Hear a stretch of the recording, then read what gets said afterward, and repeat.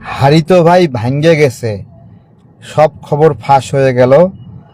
আসিফ মাহমুদের PS APS Moazzem নাকি যেন ছিল না, থাইল্যান্ডে যাওয়ার জন্য আবেদন করছে। প্রথমত হলো, থাইল্যান্ডে যাওয়ার জন্য আবেদন করতে হবে কেন?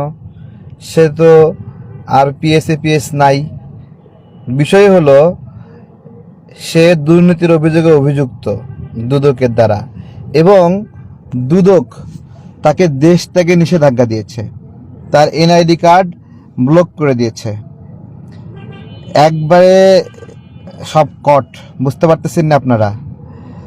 এবং এইদিকে আসিফ মাহমুদও কিন্তু অন্যরকম একটা ধান্দায় ছিল, সেটা ফাঁস পেয়ে গেছে। ফাঁসটা হলো, আসিফ মাহমুদ শেষ পর্যন্ত বিএনপির নমিনেশন নিতে চেয়েছে, কিন্তু তার যে লুটপাট, এইটা দায় বিএনপি নিতে চায়নি। এমনকি সে জামাতের সঙ্গেও এই বিষয়ে সমঝোতা করার চেষ্টা করেছে যে সে একটা বড় দলের সাপোর্টে থাকবে, কিন্তু তার নির্বাচনের বিষয়ে জামাতও গ্যারান্টি দেয়নি। দেখেন, আসিফ মাহমুদ কিন্তু গণ অধিকারের মাধ্যমে ঢাকা 12 আসনে আমি নির্বাচন করতেছি না, এই 12 আসনেই সে নমিনেশন নেওয়ার জন্য আপ্রাণ চেষ্টা করছে। সেটা নিতে চেষ্টা করছে গণ অধিকারের মাধ্যমে।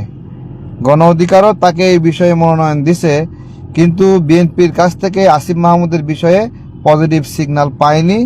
ফলে এই হলো, বিএনপি আসিফ মাহমুদের দায় নিতে চায়নি। একটা প্রশ্ন করেন, আমাদের তো সংস্কারের বিষয়ে একটা দাবি যে নির্বাচন করার সময় আর সরকার থেকে যাওয়ার পরে তার সম্পদের পার্থক্য কতটুকু দুদক দিয়ে তদন্ত হবে। এটা আমরা সবাই চাই না যে আমি কি হালে আছি, পরবর্তীতে কি হালে থাকব, সেইটা আমাদের সবার দাবি না?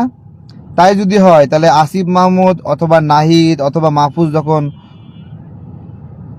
ক্ষমতা থেকে নামলো, তখন এদের অর্থনৈতিক বিষয়ে তদন্ত হলো না কেন? এর যে পিএস এর নামে 300 কোটি টাকা অপরাধের একটা বিষয় বের হলো, মাত্র কয়েক মাস চাকরি করছে, এর মধ্যে 300 কোটি টাকা। চিন্তা করতে পারেন? তাহলে পিএস এর যদি এই অবস্থা হয়, তাহলে পিএস এর মালিকের কতটুকু অবস্থা? আপনাদেরকে একটা কথা বলি, এরা কথায় কথায় একটা যুক্তি দেয় যে ওদের জন্য নাকি আমরা কথা বলতে পারি। যে কেউ একটা কোনো জায়গায় প্রতিবাদ করলে ওই একটা যুক্তি দেয়, আমাদের জন্য আপনারা কথা বলতে পারেন, এরকম একটা।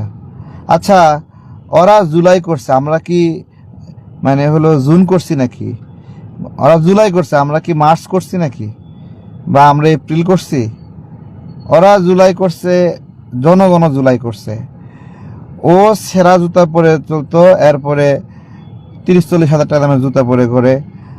তো তাহলে জনগণের পাপ কি, জনগণের ভাগ্যের কি পরিবর্তন হলো? কর ন্যায়পাল নামে একটা ব্যবস্থা আছে। কর ন্যায়পাল মন্ত্রী এমপিদের ধরতে পারবে ভুল, তাদের দুর্নীতি ধরতে পারবে। এই ব্যবস্থার প্রণয়ন করতে চায় এই সরকার। তো খুব ভালো, কর ন্যায়পাল এই সরকারের সময় থেকে নিয়োগ দেও না কেন? তোমাদের উপর থেকেই পরীক্ষা চলুক আগে। কি ভাই, পরীক্ষা যে নিয়ম করতে চায়, হে নিয়ম, এর উপর একটু পরীক্ষা চললে কেমন হবে? তো এটা চলতেছে লুটপাট। গুলশানের তদন্ত তো এটা বাইরে হলোই, আসিফ মাহমুদের সম্পৃক্ততা। ও কিন্তু দেখেন, আসিফ কিন্তু গুলশানের চাঁদাবাজির ঘটনায় অপুরা যখন গ্রেপ্তার হলো, তখন আসিফ মাহমুদ সেখানে ছিল। সেই বিষয়ে স্টেটমেন্ট আমরা পাইলাম, এবং বক্তব্যটা এরকম ছিল যে আসিফ মাহমুদ বাইক নিয়ে ওখানে ছিল। এখনো কিন্তু বের হয়নি যে আসিফ মাহমুদ যে ওখানে বাইক নিয়ে ছিল, সে একটা ব্যাখ্যা দিল হাঁসের মাংস খাইতে যায়, এই বক্তব্য দিয়ে দিল। বাংলাদেশের মানুষ দুর্নীতির বিরুদ্ধে তদন্ত বাদ দিয়ে হাঁসের মাংসের অনুসন্ধান শুরু করলো, তাই না? কিন্তু তার দুর্নীতির আর এই লুটপাটের আর বিষয়টা আর বের হইল না। গতকালকে মন খারাপ করছে অনেকে আমার উপরে, যে সমন্বয়করা খুলনায় 20 লাখ টাকা চাঁদাবাজি করতে গেছে। তো সারা দেশেই এই ক্যাটাগরির যারা লুটপাট করতে গেছে, চাঁদাবাজি করতে গেছে আওয়ামী ট্যাগ দিয়ে, আমি তাদেরকে স্রেফ ছোট লোক বলি। তারা একবারে ক্লাসলেস ছোট লোক যারা এই চাঁদাবাজিটা করছে। গণ অভ্যুত্থানের জুলাইয়ের সম্মান নষ্ট করছে এরা, এই এই এই এই জুলাই খেকোরা। তো গতকালকে খুলনার ঘটনাটা যখন দেখতেছিলাম আমার মনে হচ্ছিল শালা হাঁটু বরাবর দুটো স্ট্যাম্প দিয়ে বাইরে দিতে পারলো না ফটফট করে, তাই না? এই চাঁদাবাজগুলো দিতে পারলো না, দিলে খুশি হইতেন না? কে কে খুশি হইতেন বলেন তো? এই চাঁদাবাজি করতে যারা গেছে দুটো বাড়ি লাগালে কে কে খুশি হইতেন? আওয়াজ দেন, আওয়াজ দেন, আওয়াজ দেন, কে কে খুশি হইতেন? খুলনা চাঁদাবাজি করার সাথে জড়িত কে কে খুশি হইতেন বলেন তো? অদ্ভুত। এই যে দেশ থেকে নিষেধাজ্ঞা দিছে আসিফ মাহমুদের পিএস এর উপরে, এখনো গ্রেপ্তার করছে। কিছু না কিছু না থাকলে নিষেধাজ্ঞা দিত? এরা না ক্ষমতায় আছে, তার মানে কি বড় কেলেঙ্কারি করছে যে দেশ থেকে নিষেধাজ্ঞা দিতে বাধ্য হয়েছে। আদালতে আদালতে গেছে ও যে থাইল্যান্ডে যাবে, ওর মেরুদণ্ডে স্পাইনাল কর্ডের সমস্যা, থাইল্যান্ডে যাবে, এই জন্য অনুমতি চাইছে আদালতে। আদালত না মঞ্জুর করছে, না মঞ্জুর করছে।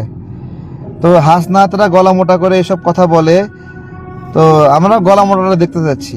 মানুষের গাড়ি লুটপাট করে, মানুষের টাকা লুটপাট করে এখন নিপীড়িত মানুষগুলোকে নির্বাচন করতে দেবে না। এই তো দেখা যাক, দেখা যাক। আদান দিচ্ছে। সবাই ভালো থাকবেন, বিদায় নিচ্ছি। আসসালামু আলাইকুম।